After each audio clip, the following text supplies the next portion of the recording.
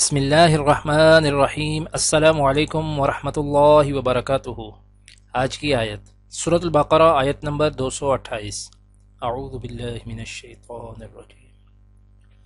والمطلقات يتربصن بأنفسهن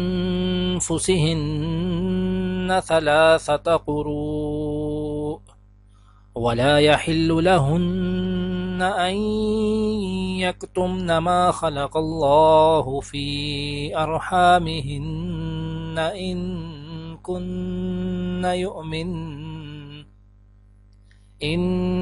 كن يؤمن بالله واليوم الآخر وبعولتهن أحق بردهن في ذلك إن أرادوا إصلاحا ولهن مثل الذي عليهن بالمعروف وللرجال عليهن درجة والله عزيز حكيم۔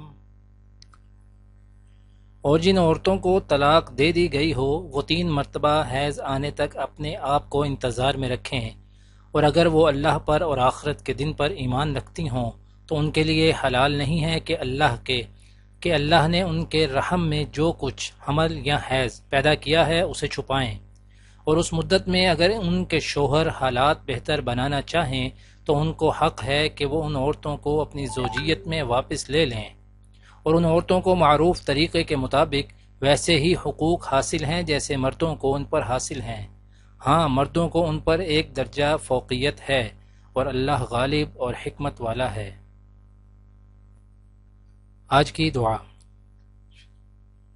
وَلَا تُخْزِنِي يَوْمَ يُبْعَثُونَ يَوْمَ لَا يَنفَعُ مَالٌ وَلَا بَنُونَ۔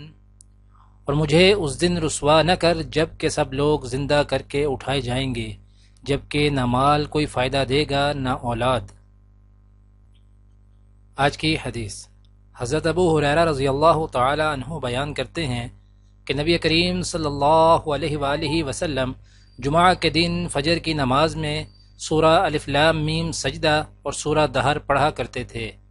دعا ہے کہ اللہ تعالی دنیا اور آخرت کی تمام بھلائیاں عطا کرے، عمل کی توفیق دے۔ سبحان ربک رب العزت عما یصفون وسلام علی المرسلین والحمد للہ رب العالمین، آمین۔